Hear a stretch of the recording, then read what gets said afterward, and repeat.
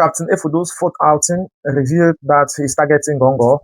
Now he uses Admiral Efuda to point his targets. In this edition, I want to invite you to take your time to follow closely and see the various names that have been used. Maybe the name of your uncle or your name have been used. Listen carefully and drop your comment at the comment section. Good day. Captain Efudu has made a major outing again where he explained why some previous officers of the state military have suddenly lost their job and why most of the time the crowd doesn't know much about it. Who stole Paul Biya briefcase? Captain Efudu's explosive new claims. Anglophone Cameroon Wahala edition of August 6, 2026. Cameroon people. Wahala don't fall ground again. Captain Kenneth Ronald Efudu, the man we used to be head of intelligence for the presidency, don't come back on camera. And this time, he know the place more. He don't call one admiral a bandit. He don't accuse one secretary general of secret pacts.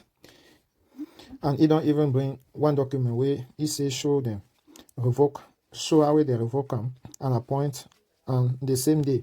Sit down well, because today na the matter. Since Efudu first talk on television, plenty people then don't rush go attack him. Some panelists even claim say na some retired colonel pikin. Others confuse them, name Daniel Donald Romiade, when the real name na Efudu Kenneth Ronald. He don't also correct one retired colonel, Didier Bajek, wey try mock am, say why them they attack only a captain. Efudu remind everybody say Bajek himself get pikin wey be captain for gendarmerie. And then he dropped one heavy bombshell. He accused Bajek of a documented 2017 assault case against a female colleague, where the woman later filed complaint about. That kind of exchange alone go make headline for any country, but not just appetizer. The main cause, Efudu claims say Amiral Joseph Fuda, special advisor to the president, and Ferdinand Gongo, secretary general at the presidency, they get one secret, non-aggression pact, meaning whatever one of them do, the other go cover up, and vice versa. If not true, these are two of the most powerful men for Yaoundé working together for protection, not for country. Now, here is the part where go shake you. Efudu say back for November 2008 for New York, President Paul Biya noticed one of his briefcase don't disappear. According to Efudu, na Amiral Fuda himself wey steal the briefcase and give am to one lieutenant, Luke Emane, make he hide am for a room. When they go search, naturally, they find am for the lieutenant a room, and the poor man carry the blame. He go prison. He come die still with the shame on his name. Efudu say time don't reach, make the true story come out and make them clear the late officer name. Efudu also accused Amiral Fuda of using him son-in-law, one Guinean Senegalese man called Sao Mami, to seduce wives of top officials, film them for secret camera, then use the video make blackmail their husband. If this thing true, a serious national security matter, not just gossip. Then the number starts to fly. 3 million euro from businessman Jean Gakan to try make am Minister of Economy. 700 million CFA from MP Guillaume Bacham to settle unpaid state invoices. 3 billion from a Minepat official to kill an ongoing investigation. 600 million plus a brand new Prado from a retired colonel chasing a general's rank. And a Chadian businessman, Khalifa Abdallah, we lose 6 billion cash for a road contract where he never see. Efudu says he get audio, video, and document evidence for all of this, and he dey wait for anybody wey he mention make they come deny am for court. Now, the big question, na true story or na settling of personal scores after he own controversial exit from the army. Efudu himself say he dey ready to testify before the military tribunal, even on the Martinez Ogoify. One thing be sure, Cameroonians deserve answers, and institutions were supposed to protect the truth must not hide behind silence. We will continue to follow this Efudu saga as he develop, bring you both sides, no bias, no fear. If this kind of story concern you, make you like, share, subscribe, and join the Cameroon update Wahala family. Now together we go continue to demand truth for Cameroon. This na Cyril the mayor for Cameroon Wahala. See you next time. These are some prominent names that have featured on the latest outing of Captain Efudo's interview. Captain Efudo Kenneth, he started by saying some people are referring him as Daniel Donald Romiat. These are names that are not related to him. Mr. Palmer is the host. He mentioned DJ Bajek, retired colonel, who is mocking at him. Meanwhile, he had a dark case.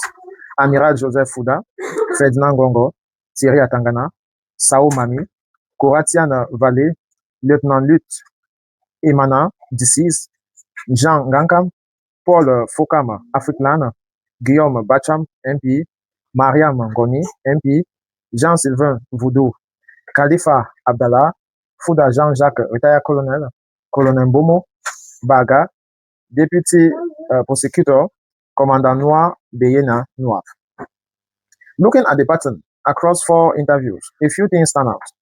What he says he wants, restoration of honor and dignity, not just his own, but of people he says were destroyed by the same system. Lieutenant Emmanuel, the officer who died carrying the blame for the 2008 briefcase theft. That is the framing he keeps returning to. What the pattern actually suggests, the targets are consistent, not scattered.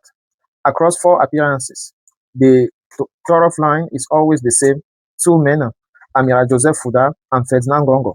Everything else, Bacha, Ngakam, Khalifa, Abdallah, the briefcase, the honey trap scheme, function as evidence feeding those 2 targets, not as independent accusation.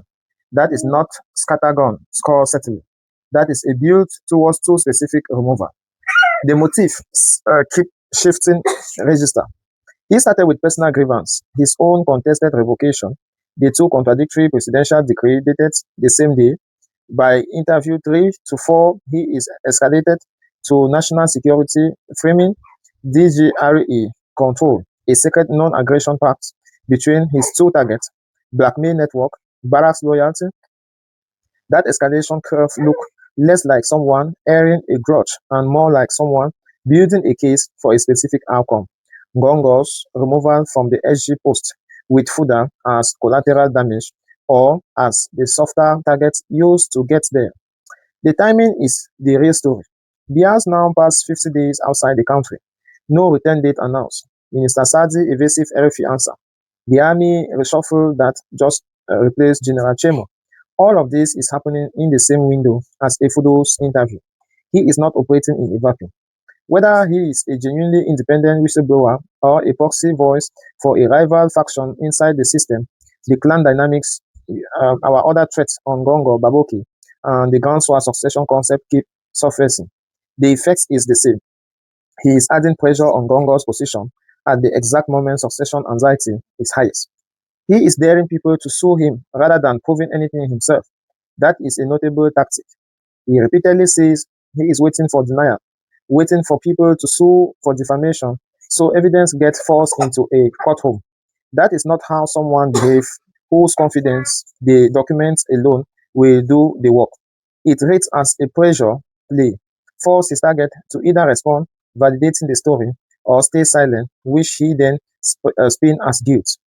The bottom line is, what he says he wants is honor and truth. What his pattern point to is a targeted campaign against Ngongo's position specifically, using Fuda as the softer entry point, time precisely to the succession vacuum created by Bia's extended absence.